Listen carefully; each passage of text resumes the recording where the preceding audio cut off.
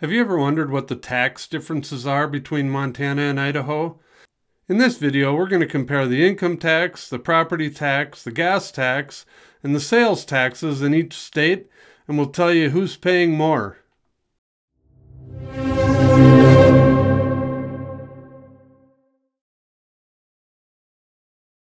Nobody likes paying taxes, but let's check out how much you're going to have to pay in each state. We'll start out with the sales tax. All right, let's talk about sales tax in Idaho and Montana. We will start with Idaho. And in Idaho, the sales tax is 6%. And according to this site, there are a few other towns that have tacked on a few percentage points to that. And they say that Sun Valley is up to 9% total sales tax. But it's 6% is the general sales tax around Idaho. So if you're buying a car there, let's say you buy a car for $35,000, it will cost you $2,100 extra to buy that car. So if we go over to Montana sales tax, 0. So I think Montana wins this head-to-head matchup. But to be fair, in Montana, some of the resort towns have a sales tax, or a resort tax they call it. Like I know in Whitefish, they have a 3% tax, and in Big Sky, they have a 4% tax, and that is on anything, restaurants, bars, or retail in the towns there. So let's move along, and we'll look at the gas taxes in each of the states. So as you can see in Idaho, gas is taxed 33 cents a gallon, and this little chart shows you how it compares to other states, but I'll get to a better one of those in a minute.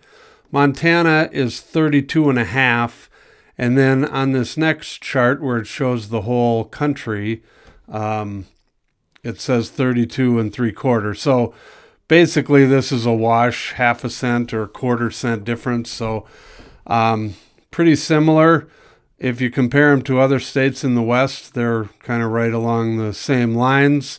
Way cheaper than Washington, Oregon, and California. They're barely half. So that's what taxes are for gas in the two states.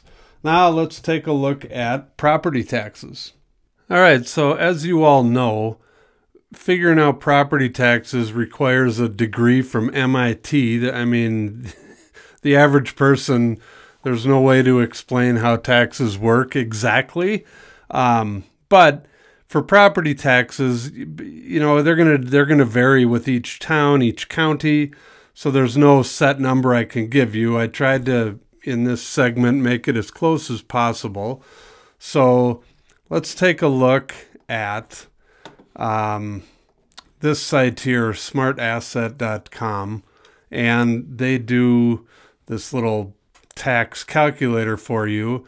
And so I'm going to compare Coeur d'Alene, Idaho, which is a big resort area, with Whitefish, Montana. But as you can see, the Idaho average is 0.63% of assessed home value. So what they're doing here is they're doing a $250,000 home.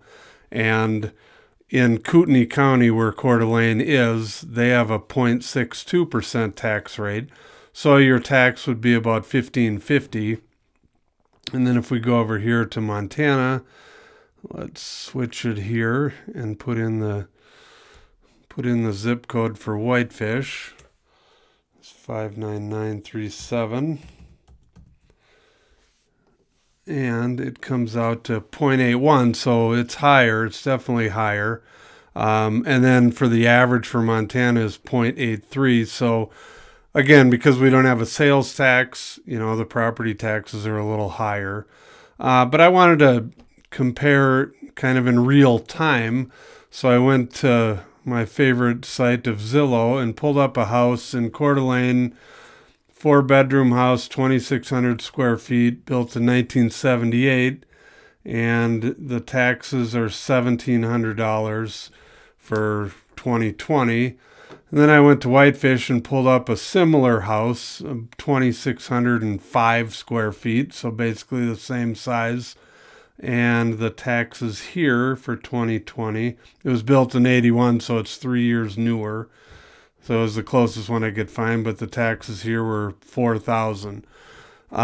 Again, it's going to vary with every town you live in, or if you're out in the county, or where you are.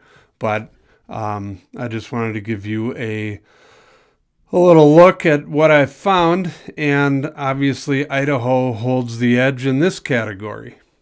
So now we get to the big one, income tax rates. And let's look at all the different states and how they do it. There are a few states, as you can see here, that have no income tax. Idaho and Montana both have income tax rates, and they're a graduated rate income tax. You can see Idaho here and Montana down here. These other states here have a flat income tax. But if you pull up this next map, you see Montana's at 6.9, but I read a different article that Idaho just went to 6.5. So I guess if I haven't said it earlier, with all of this, check with your accountant. I am not an accountant. This is just what I've researched online. You could do the same thing, but I'm just putting this out there as my research. Again, I am not an accountant, but like I said, a different article just showed me 6.5. This particular website is saying they're both 6.9. So check into that. Either way, they're pretty close. I guess the big difference between the two states that I've had people question me on is if you're going to retire in Montana, Montana does tax Social Security, and there are, again, different levels of how they tax. There are some deductions. There are some, depending on your income level, it will depend on how much they tax you. But Social Security is taxed in Montana, whereas in Idaho it is not. So again, if you're thinking about, moving to one of these states, talk to your accountant. Like I said, I just wanted to go over a few of these things and show you what I found as far as tax goes. As far as who wins, it looks like kind of a wash because Montana does not have the sales tax.